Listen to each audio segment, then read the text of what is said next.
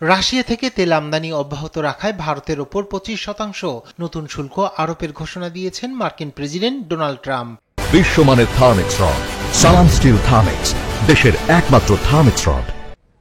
যুক্তরাষ্ট্রের চাপের মধ্যেই জাতীয় নিরাপত্তা উপদেষ্টা অজিত দোভালকে রাশিয়ায় পাঠিয়েছেন ভারতের প্রধানমন্ত্রী নরেন্দ্র মোদী।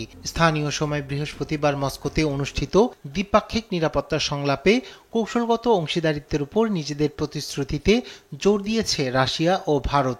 যদিও সফরটি পুনর্নির্ধারিত, তবে বর্তমান ভূরাজনৈতিক প্রেক্ষাপটে বিশেষভাবে তাৎপর্যপূর্ণ হয়ে উঠেছে বৈঠকটি।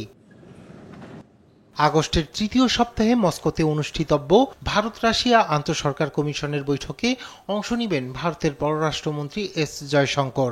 বাণিজ্য, প্রযুক্তি ও কূটনৈতিক সহযোগিতা পর্যালোচনা ভিত্তিক এ বৈঠকটি বিশ্লেষকদের মতে ট্রাম্পের শুল্ক আরোপের পাল্টা কৌশল হিসেবেও বিবেচিত হচ্ছে। অন্যদিকে 31 আগস্ট থেকে 1 সেপ্টেম্বর চীনের তিয়ানজিন শহরে অনুষ্ঠেয় সাংহাই কোঅপারেশন অর্গানাইজেশনের শীর্ষ সম্মেলনে চীন সফরে যাচ্ছেন নরেন্দ্র মোদী। 2019 সালে গালওয়ান উপত্যকায় চীন ভারত সীমান্ত সংঘর্ষের পর এটি হবে মোদীর প্রথম চীন সফর। এ সম্মেলনে মোদীর অংশগ্রহণ শুধু আনুষ্ঠানিকতার মধ্যে সীমাবদ্ধ নয়, বরং এটি ভারতের বৈশ্বিক কৌশলগত অবস্থান পুনর্গঠনের লক্ষ্যে নেওয়া গুরুত্বপূর্ণ পদক্ষেপ হিসেবে দেখা হচ্ছে।